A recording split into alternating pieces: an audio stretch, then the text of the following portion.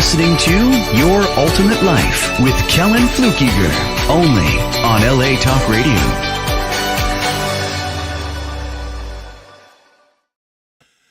Hey there, welcome to the show today. And today I'm going to piss some people off, and that's okay.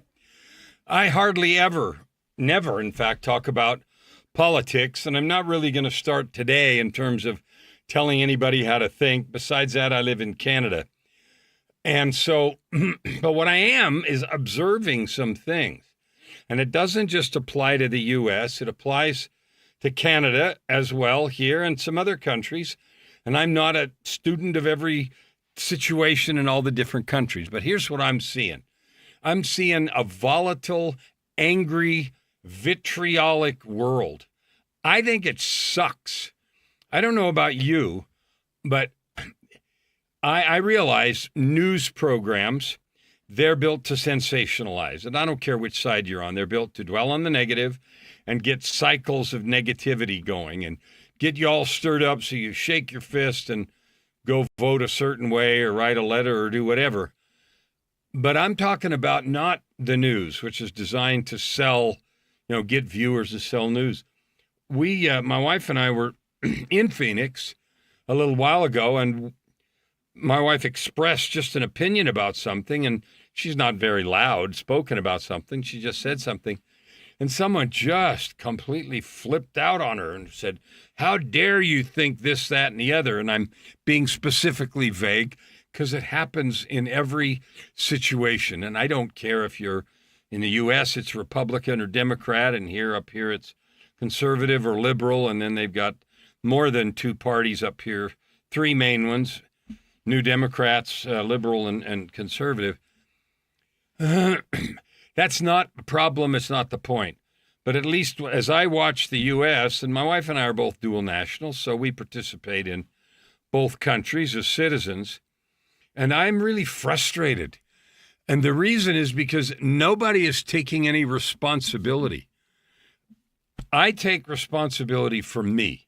Everything I say or do or feel, my feelings, I'm responsible for. And what I've noticed in my quest to live the ultimate life is that the more responsibility I take for that, and the more intentional I am about my focus and clarity, the better outcomes I get. The more success I have, the more money I make, the more people I get to help and work along the way. Because ultimate life is a process of working with love and service. And I'm not seeing any of that crap in the public discourse right now. Very, very little. So the U.S., you recently had a big, long partial government shutdown where some people weren't getting paid, and it caused all kinds of problems. And it would be interesting to watch that from a foreign country, except my wife, a week and a half ago, last Sunday, today's Tuesday, so 9 days ago, right in the middle of that shutdown, whatever it is, which is the stupidest thing I've ever heard. But in the middle of that, she needed to go to Las Vegas for a week to go to Author Nation, which was a big conference of authors. And she owns a publishing company, and you know that. We've talked about it before. So we were talking about going, she needed to go, and she'd been planning on going for many months, and she was excited and going to learn all kinds of stuff for our publishing business and blah, blah, blah, blah, blah. And then the conversation got to, gee, I wonder if you're going to be able to get there. Gee, I wonder if you're going to be able to come home. So, long line. She went in the line here, and the TSA here in Edmonton has customs here. Now, some places you clear customs when you land in that country, and some places you pre-clear in the airport where you take off. Now, in Calgary and Edmonton here in Alberta, they have U.S. pre-clearance things. So you do that customs stuff here, and then when you land in wherever your U.S. destination is, you don't go through customs. You land with the domestic flights. Anyway, hours-long lines, missing people, and it just drove her to think, how grateful she was. And so she thanked the people there for essentially working without pay, I guess, and deciding to do their jobs. And then when the conference was over 8 days later, We weren't sure if she was going to get back that day or some other day, or, 1,000, 1,500 flights, 2,000 flights a day canceled. How embarrassing.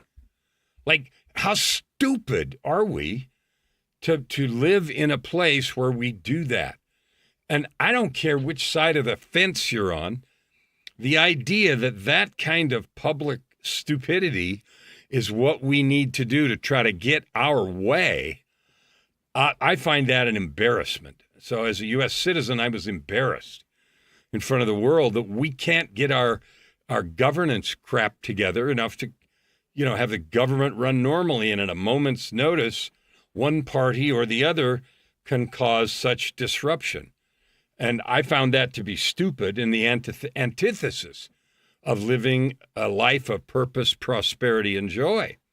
So I thought to myself, as I went on, as this was going on, and things turned out well. Her flight was really early out of Phoenix to Denver, and she had a really tight connection in Denver, only 45 minutes. She made it. The flights were on time, and she landed here in Edmonton. Cheers to the traffic controllers and TSA people that were working and allowed her to get here. So I was really grateful for them and grateful that she made it. But it's caused me some real reflection. And so what I wanted to talk about today is it's on us. Like you and me, it is on us to reclaim humanity in this divided world. It isn't on them. The people in Congress and the Senate and governors' mansions, and why it's not on them. They are doing it, so the world is falling apart. Bullshit. So here's the question. What I ask myself, and I'm not going to ask you, because what I'm not trying to do is get you all up in arms and angry and say I'm full of crap. What I ask myself is my attitude tolerant? Can I allow others to have a different viewpoint? I saw a piece of a news clip the other day where one person, a woman who was a podcaster, I think, announced that she was severing ties with an entire branch of her family because they voted for the other guy or the other gal. And I thought, how stupid. What if we do that for sports teams? I mean, we just had the World Series, and the Dodgers played Toronto Blue Jays. And man, I was rooting for the Jays, even though I was born in California. The Dodgers won last year, and it went to 7 games and everything. What would happen if we decided we were going to go to war over the outcome of this World Series? Or have violence, or yell, or throw bottles, or break people's windows, or have we lost our flippin' minds? So my question to me is, how do I view people who have a different opinion? And it isn't just about politics, and it isn't just about health care premiums or immigration or whatever the thing is. It's about everything. Who am I when it comes to allowing you or you allowing me to have a different opinion? What about religion? Now, I don't know. I'm sure it goes on in many countries. There's been a lot of noise recently about some persecution. The Middle East with Israel and the neighboring countries has been a hotbed forever. And there was a news report I saw, 6 or 7 news reports, about some persecution in one of the African countries. What is it about us that we're believing that if you don't believe like I do, I'm going to kill you, or you're going to kill me? What has happened to our minds that we've decided that that's a good way to solve a problem, instead of simply allowing a difference? What if we each claim the privilege of worshiping God according to how I feel like it? And I can worship how, where, or what I want to, and so can you. And as long as we don't try to force each other to, I'm not going to make you and you're not going to make me do ours, and, we don't pretend our religious observance demands that we're cruel to others and so forth.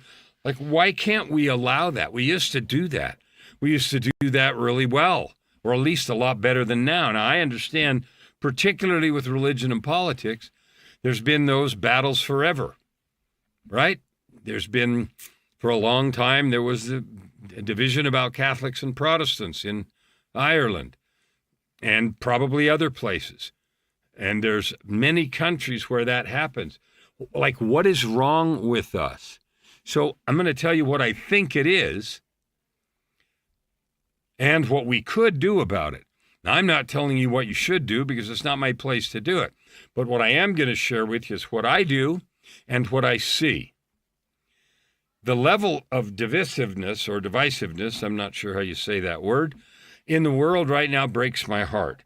So when I see that violence and anger and not people protesting, people can express their opinions, but throwing things and trying to hurt others. And, I saw a news report of a big fight in the streets and blood was all over the place. Like, what is that about? So the level of divisiveness, it doesn't make me angry. I don't get mad at one side or the other, but it does break my heart. Because here's what I know. I know that in that kind of exchange, nobody wins. Somebody may win the fight. Somebody may injure or kill the other person. Somebody may or may not get arrested and get charged with whatever, but nobody caused any good to happen. Nobody changed anybody's mind.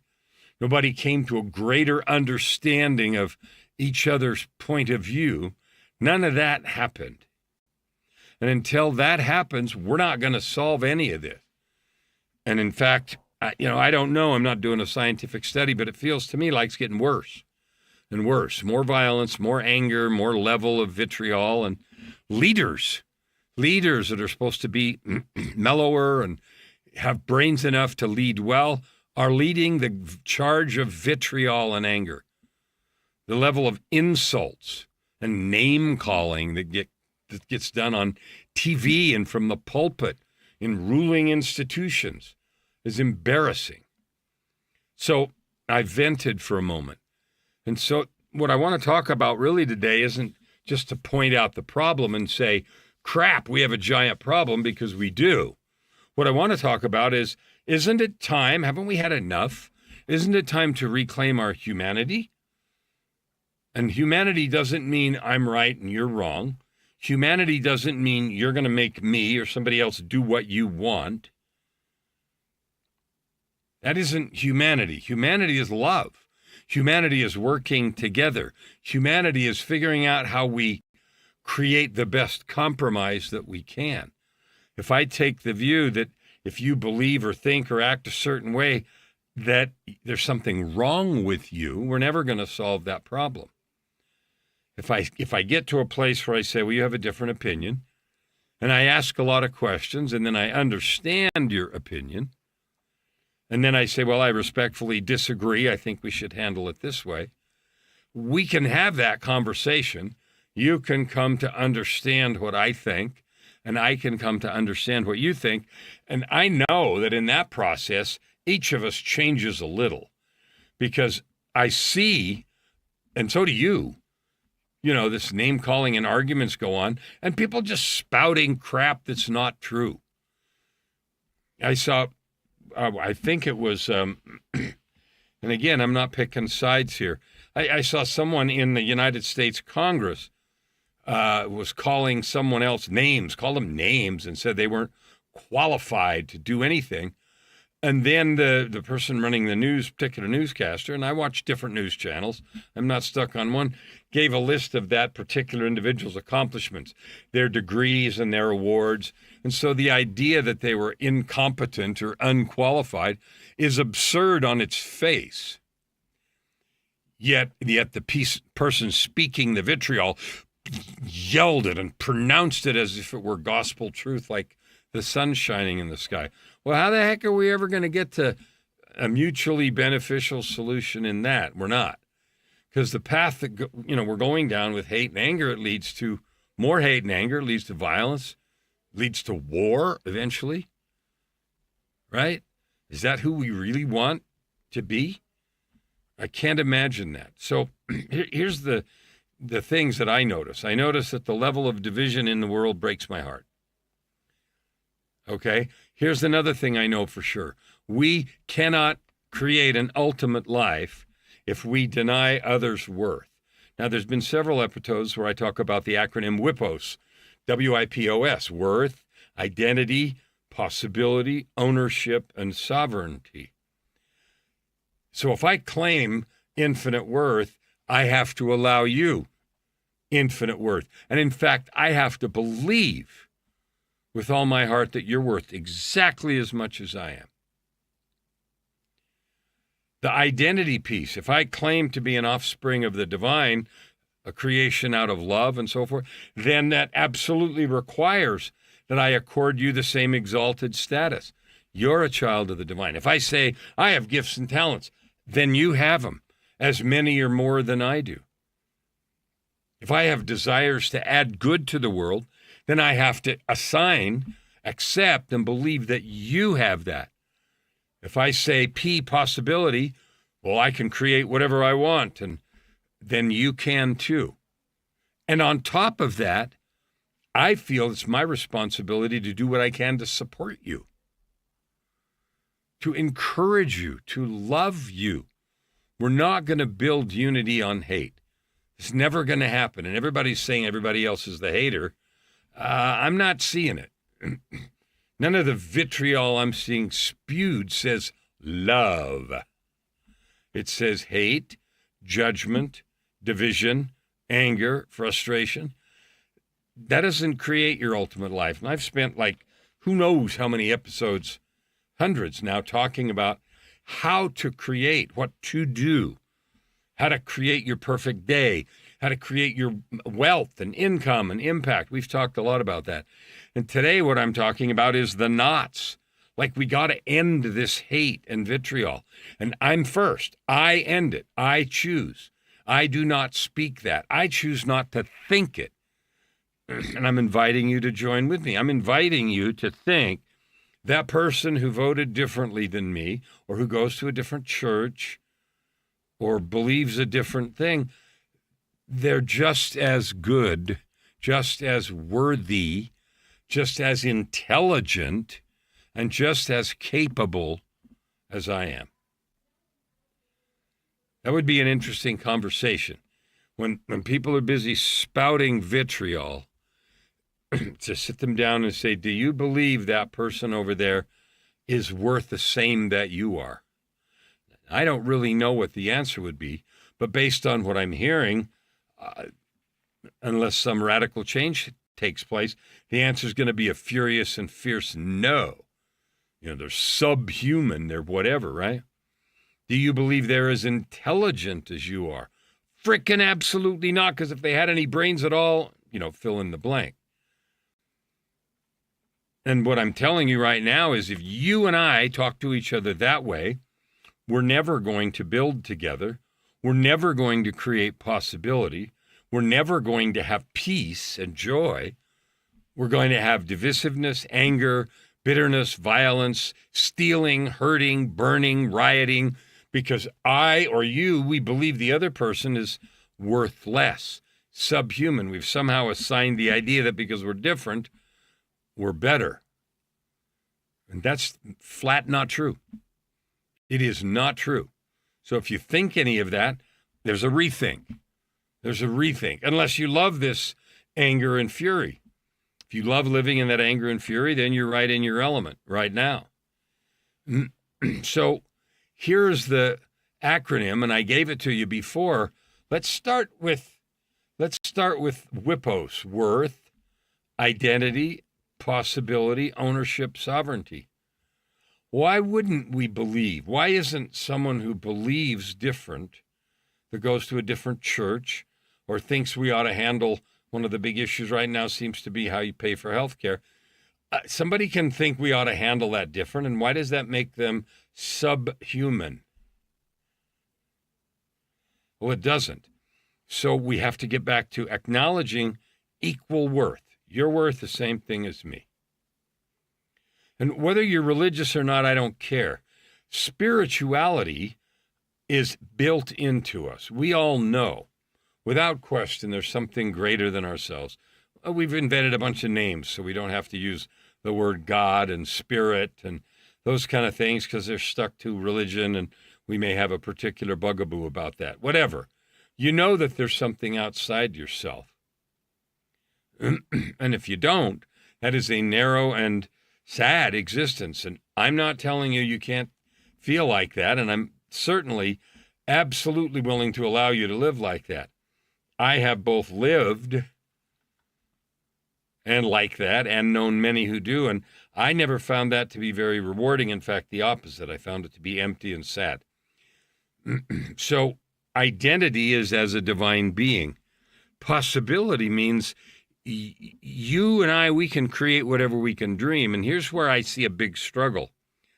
One point of view is, yeah, I have all this possibility, and it's your obligation to get all my barriers out of the way so I can do whatever I want with ease.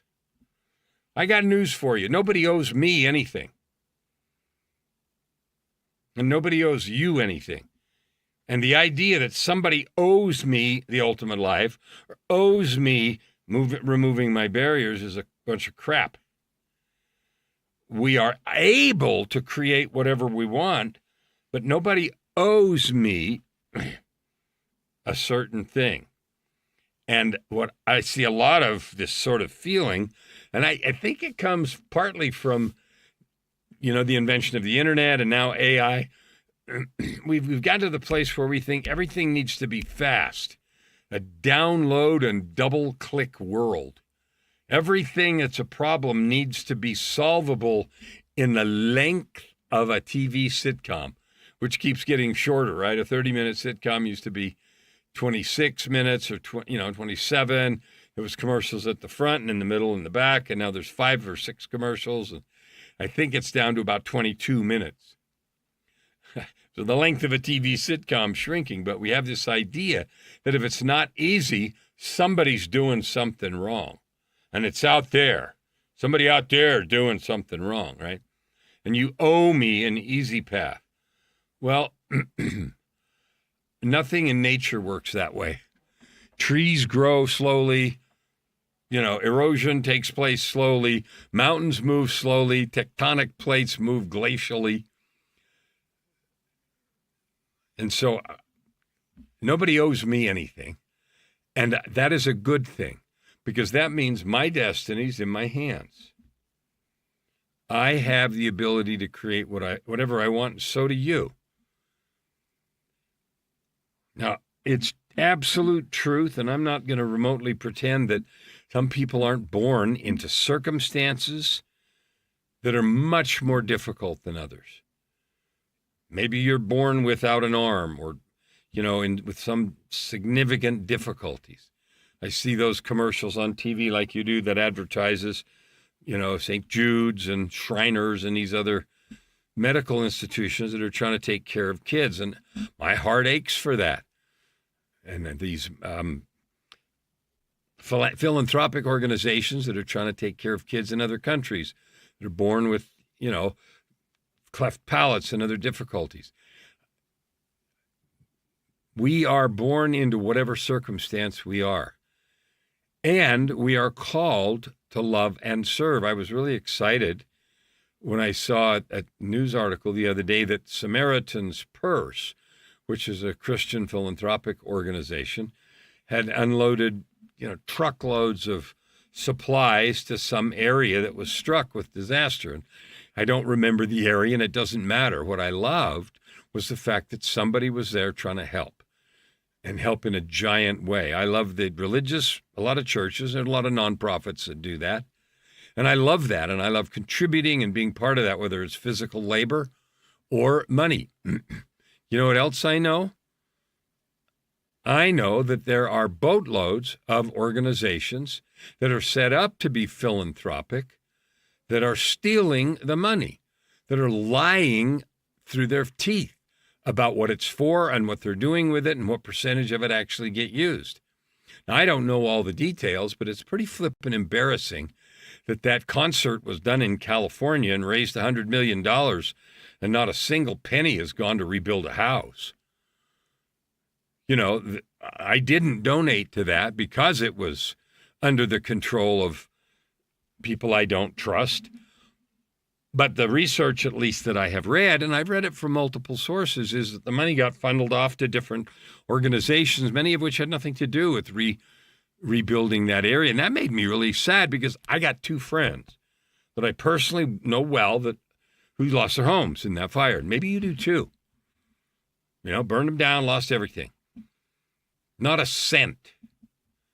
$100 million. $100 million isn't going to rebuild the whole area, but not a cent? How did all that money just disappear? How embarrassing are we in that? So the do-gooding, that kind of attitude is taking advantage of your and my willingness to give. I'm going to just pretend I'm giving it, and I'm going to steal it all. How sad. And again, isn't it time that we stand up and do something? Now, I'm not going to go chase down crooked organizations and try to expose them and bring them bring them to account. I'm not going to do that. What I am going to do is my own language, my own attitude, my own being, my own service is going to be to the standard that I've been talking about. The standard of love, the standard of unity, the standard of acknowledging you as every bit as important and valuable as I am. Maybe you have more gifts. Maybe you have more to add to the world. But none of that's going to happen very well if we're not helping, if we're not combined. And we seem to be allergic to that. We seem to have connected ourselves, bolted ourselves to the finger-pointing blame game. And if we say, well, I'll be good if they will, that doesn't work. You, me, we got to decide who we are in the world.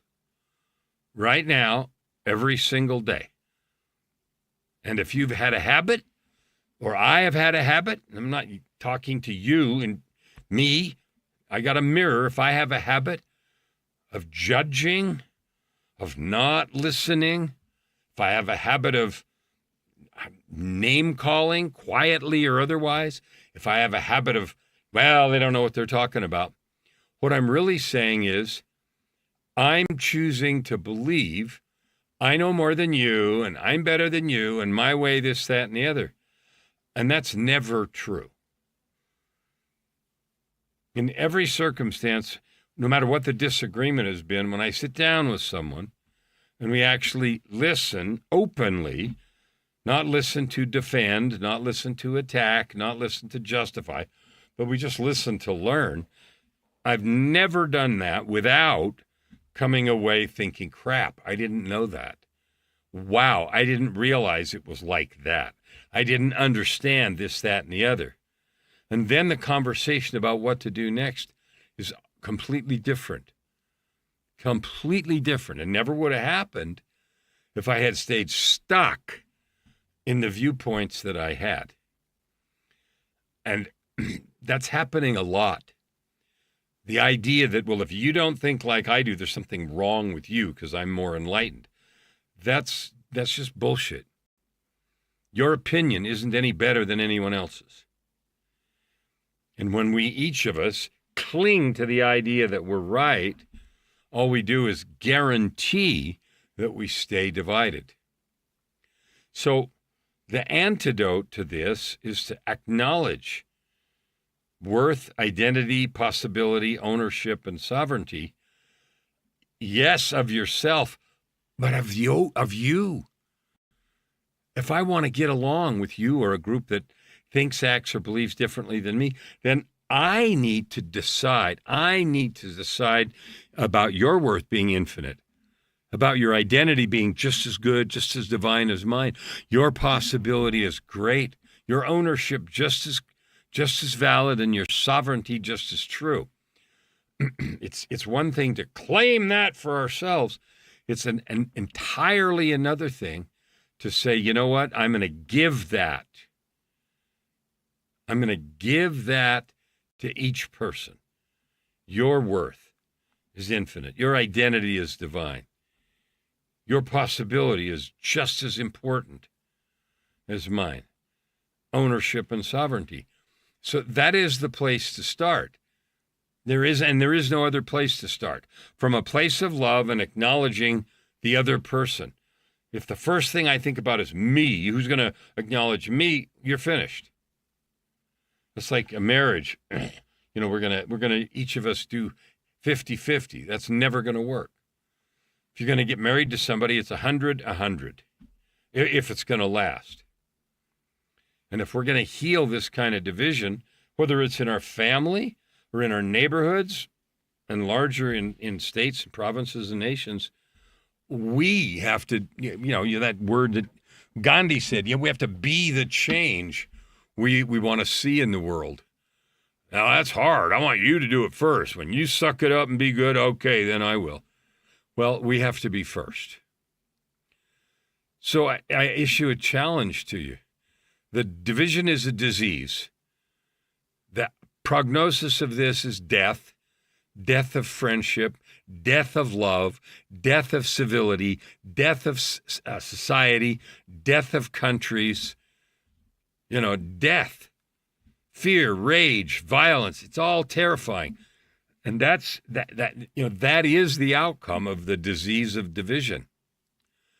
And we can pretend it's not, but it is. And I'm not saying the disease of disagreement.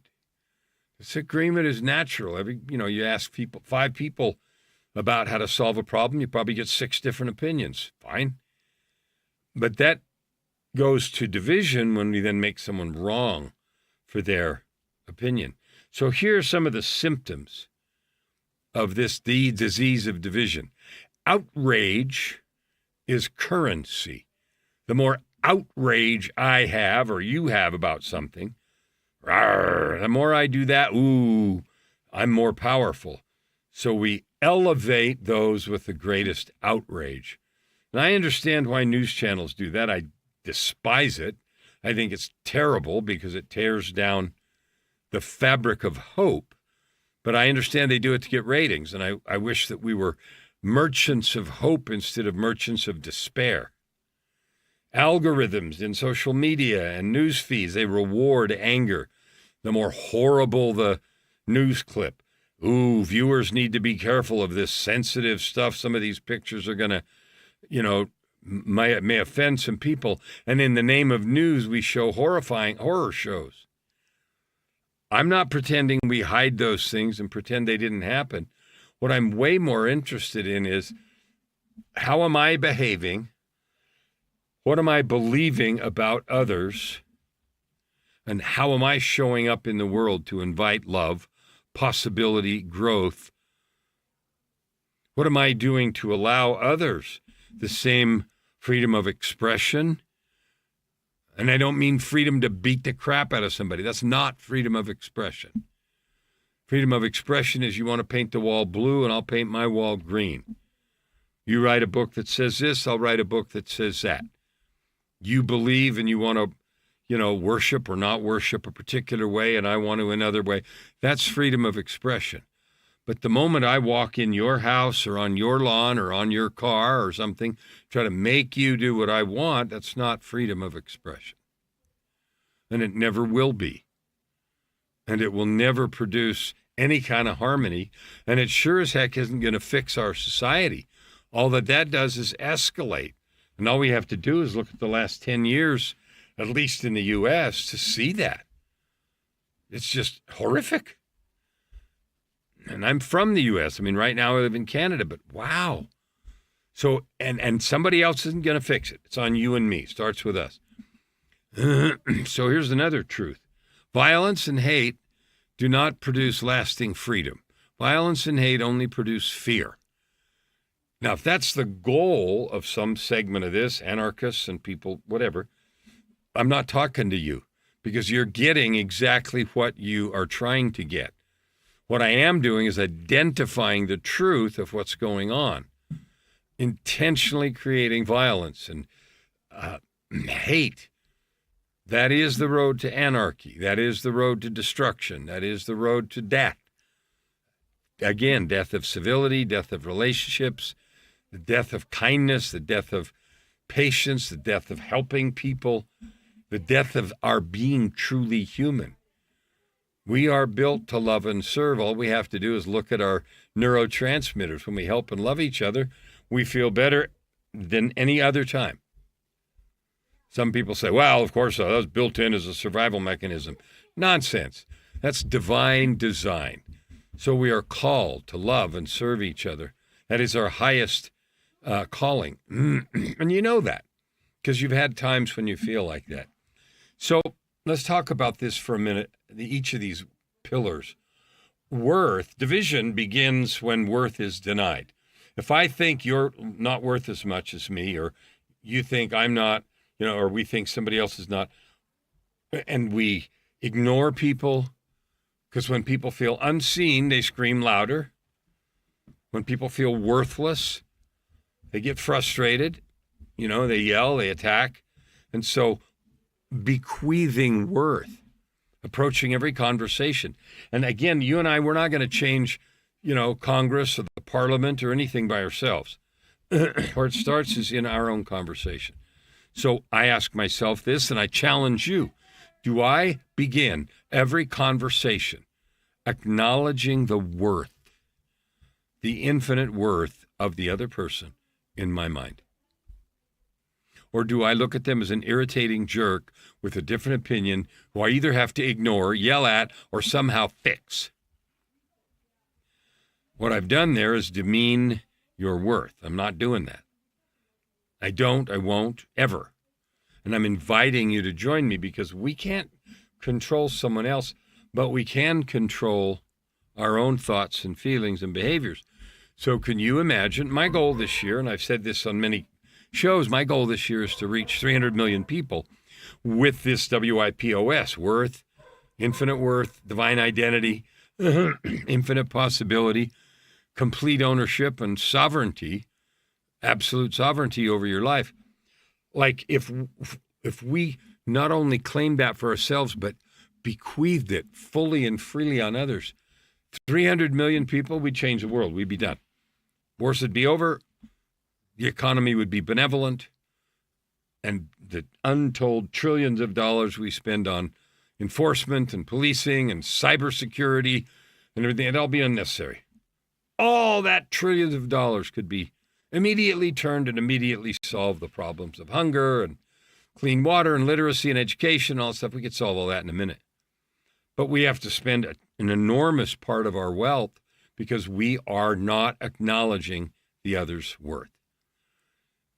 So the step to do that, see yourself and each other person as a loving creation of the divine, a child of God, if you will. And if God is not the word you use, then a creation of the universe. The old song in the 60s, Desiderata, you're a child of the universe. No less than the trees and the stars, you have a right to be here. Well, if I have a right to be here, then so do you. Just as much. So the practical exercise is every conversation you enter, especially if it's heated, affirm in your own mind that person has infinite worth. Worth is not earned. It's a given. The second thing is identity and possibility, and they're tied together because they're rooted in each other. If you know, if who we think we are determines our possibility. If I think I'm untalented and I can't do anything right, that's going to manifest. That's going to be how life is. I'll give you a really specific example. I've directed, dozens, maybe hundreds of choirs. Often, very often, they're full of volunteer people, ragtag band of volunteers. And I say that to them. I can't really sing that well, and I sure as heck can't sing a part, and, all of that. And so that's where they start. Well, their identity is a divine being. They're a child of God, so that's their identity. And their possibility is therefore infinite because they've got divine DNA woven in them. And I can listen in just a couple seconds, maybe 30 seconds, and I can tell if somebody's got a voice that can be brought to sing, carry a pitch and, learn a part, stuff like that. And so changing the story is, well, I can't sing. I just say, okay, cool, let's just see. Like I don't argue with them, let's just see. And I'll sing a pitch to them. And they'll sing a different one. And I'll say, all right, now go, do you know how to make that pitch higher? Sure enough, they do. Do you know how to make that pitch lower? Sure enough, they do. And then I'll play a note on the piano. And they'll hear it, and I'll say, all right, now sing. And they'll sing whatever note. And I'll say, now try to move your voice up and down, that higher or lower we just did, until it's the same as this note on the piano. And they experiment for a while, but pretty soon, with some nudging and help, they can do it. And when they do, then their ear tells them, wow, they sound the same. That note on the piano and my voice, they're the same. They're the same pitch. And they're not the same timbre because voice doesn't sound like piano strings, but they can tell. What happens is they didn't know they could tell. They didn't realize that was their possibility. So that's just a silly, tiny example. But your possibility is infinite. I don't care if you haven't done anything with it. It still is. That's like saying an acorn on the shelf still can't grow to be an oak. The DNA and instructions are all in there. Your divine DNA is there. You have gifts and talents. Maybe you've never developed any of them. Maybe you're mad because you think somebody else got a better deal when the talents were handed out than you did. I have discovered it doesn't do any good. Be pointing fingers, yelling at society, the government, the weather, or God. I've never found a lot of results in that because nobody owes me anything. What I have found good results in is taking responsibility for my own life. I own this. I'm doing it. I don't know how, but I'm going to figure it out. So your divine identity drives infinite possibility. When you realize deep in your heart, wow, I am a child of the divine. I'm not an accident. I'm not a mistake. I don't care what anybody else said. I don't care what my mother or father or neighbors or whatever said. I don't care. Care if they were drunk or addicts. They called that. I don't care. What I know is that my identity is actually divine. My spirit, my creator. Wow, if that's true, then I have divine DNA. Ooh, how cool. Well, if I have divine DNA, then I can do anything. I got to learn, I got to work, I got to figure it out, but the potential, the possibility is there. The last piece is ownership and sovereignty together. And ownership is like blaming governments and blaming leaders and blaming others. When I see all this vindictive argument, that's just laziness. When you blame other people for your crap, that's just laziness. Intellectual laziness, spiritual laziness. It's convenient and it's easy, and it means I don't have to do anything. So I work with a Hollywood A-list vocal coach, and I have for many years, to sing and sing better. If I blame him for my lack of progress, I'm not going to get any better no matter what I do. If you work out in a gym, you blame your trainer all you want, but if you don't hit the floor and do the push-ups or make the circuits on the machines, you're not going to get anything. You can yell at them all you want, and you're full of crap, and you know it. But I see that, and so do you. We own our own behavior. We own our lives. We own the words that come out of our mouths. We own the battlefield behind us. Every reaction, every post, every vitriolic comeback, every sputum of vile language that someone puts out, me, you, or anybody else, we own that. Now, I don't care if we hide behind a fake account and people don't know who we are, we still own it. And I'll tell you why. The act of doing it stains my heart. I don't care what effect it has on them. The act of living in a place where I spew that vile stuff out changes me in a negative way. On the other hand, living in possibility and growth and love, that changes me too. So your invitation is right here. Imagine the most difficult circumstance.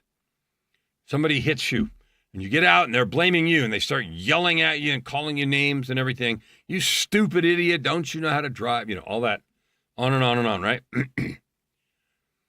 And instead of reacting or defending or doing anything, you simply respond with calm authority. Well, we'll sort out the responsibility later. Let's just exchange our information and go from there. And no matter what they say, calm authority. And by authority, I don't mean we get to tell them what to do, because we don't. But the authority we have is over our emotions. And I'll tell you what you find really quickly is if you don't take the bait, you don't rise to the bitterness and the bashing, pretty soon a person yelling by themselves will stop. And they stop because they're not getting the intended result. They're not getting a rise out of you or me. They're not creating the chaos of negativity. So worth, identity, possibility, ownership, sovereignty. Own your behavior, own your language, own your thinking, right? And then clean it up. Be the change and start today. So here's what I want to leave you with. Our collective healing from this divisiveness and vitriol, it starts with me and it starts with you. I can't control you or my neighbor or anybody else. What I can control is what I say and what I do. What I can control is I can choose to love you, even if you hate me. I can choose to allow you to believe anything you want, even if you don't give that to me. See, when I say, well, you hate me, so I'm going to hate you. You yelled at me, so I'm going to yell at you. What I've done is I've given you my power. Well, I'm not doing that. I own my feelings. I own my language, and I claim that ownership. I love you, and there's nothing you can do about it. I love you even if you hate everything I've said. I invite you to live in peace. I invite you to be a beacon of light, a vessel of love, and a conduit of power. The bitterness that we share or that we speak or that we act out is like pouring acid on a flower. It dies. On the other hand, if we spread kindness and love, no matter what others do, then those seeds will also take root.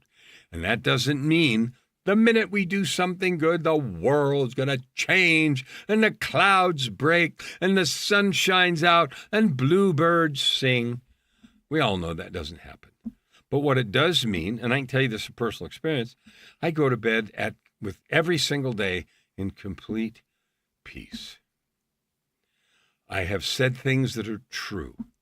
I have said everything I say with kindness, not doormat, not giving my power away, but I don't have to hate you or disagree, and nobody does.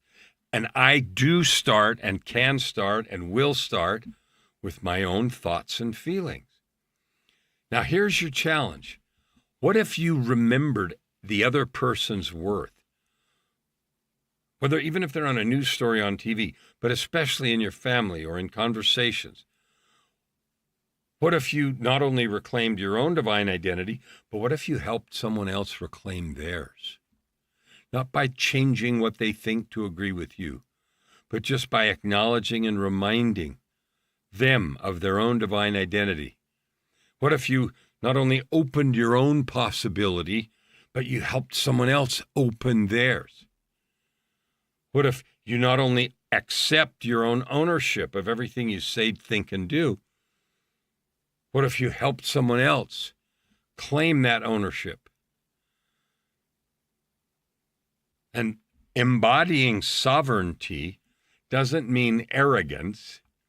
It means remembering that no one is coming and that you build the life you want. One choice, one thought at a time. If you want to live in a healed world, be one. Be healed. Go do whatever work it takes so that you are and stay healed, no matter what the situation. Act.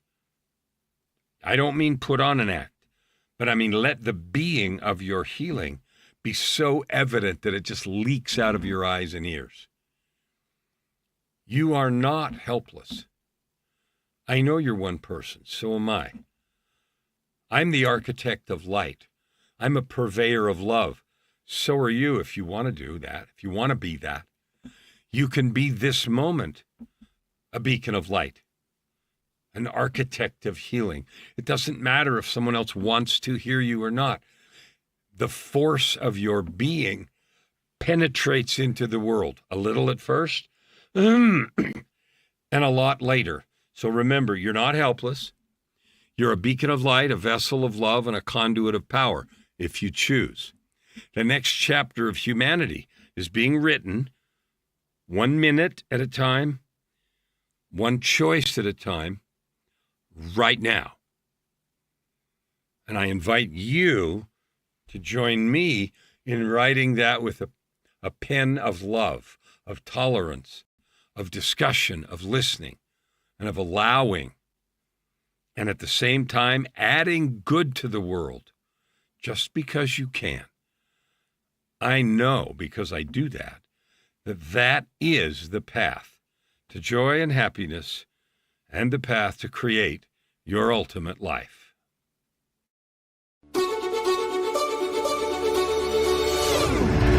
You're listening to Your Ultimate Life with Kellen Flukiger, only on LA Talk Radio.